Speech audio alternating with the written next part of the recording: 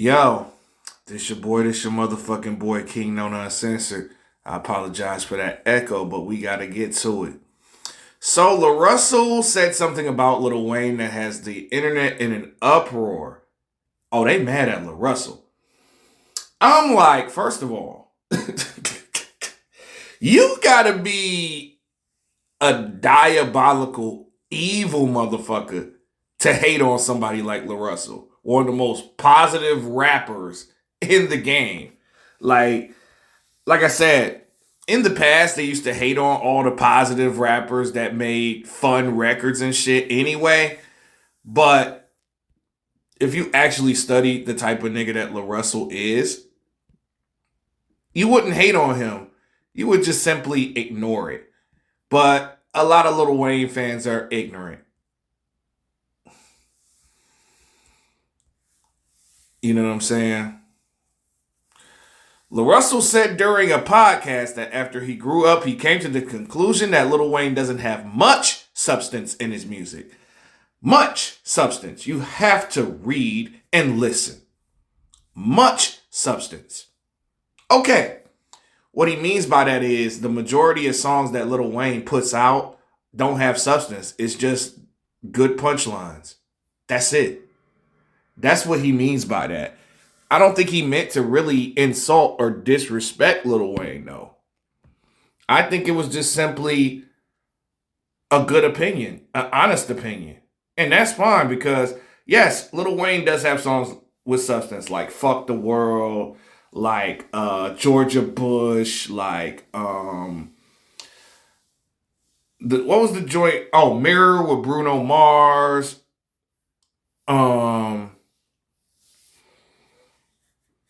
But a lot of those songs with substance are too far gone, for lack of a better term.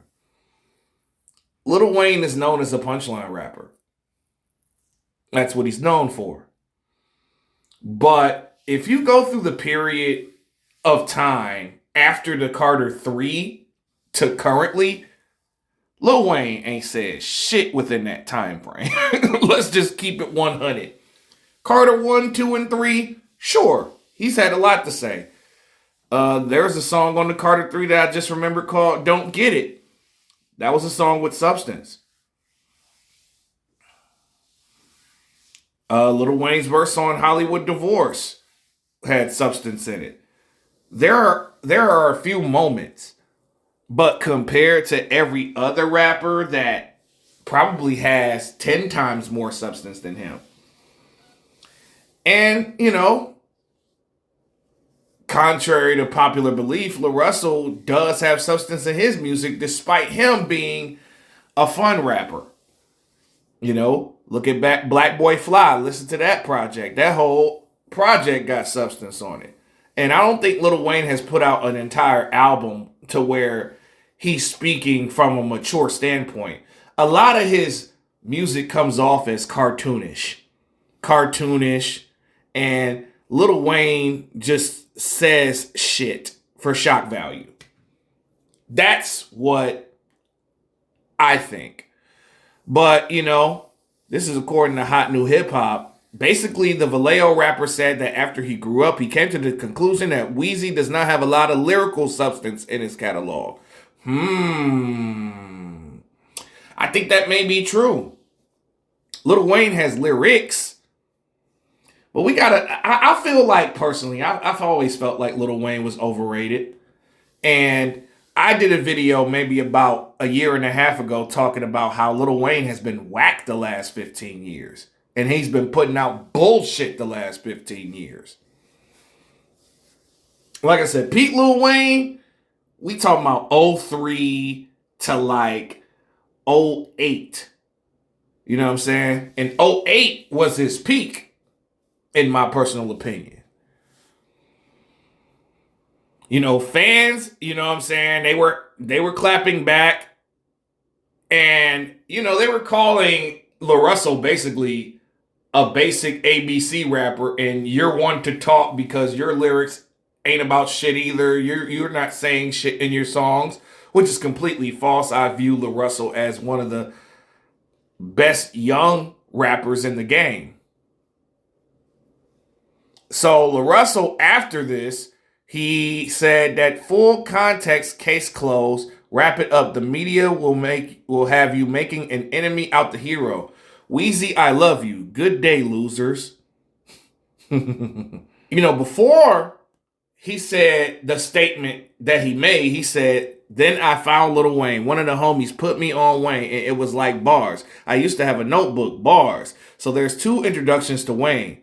There's an introduction to Wayne that's through culture and your parents that you have no merit in. Then there's an introduction where you get to deep dive. Mine, I think it was The Drought 2, and that was my reintroduction. I just got immersed. This was pre-No Ceilings. I love Wayne so much, but I understand how someone could be like, this isn't the Wayne that I remember.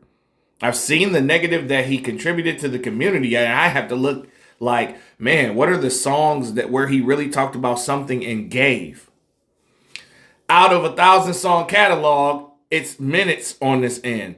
Man, Tie My Hands, one of the greatest records ever. If I hug you once, but I slap the shit out of you 1,000 times, your affinity for me, you're probably going to remember me for this. I forgot about Tie My Hands. That was also on what album? The Carter 3.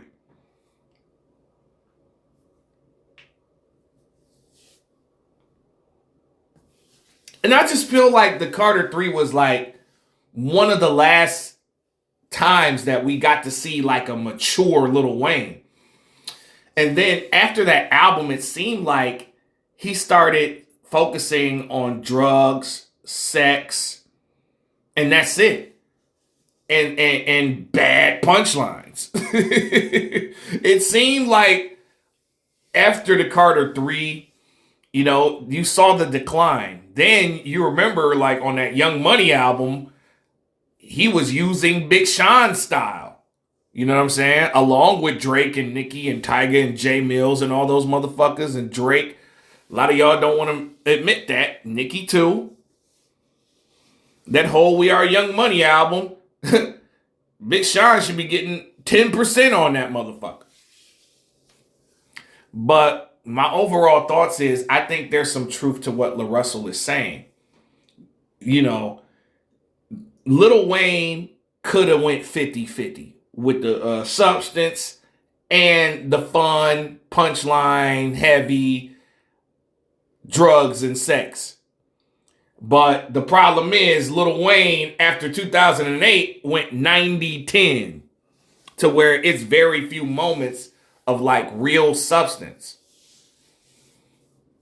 And we all know, Lil Wayne's opinions on certain things. You kind of just be like, yeah, I'm good. You know what I mean? But I'm going to end it here. I agree with everything LaRussell said.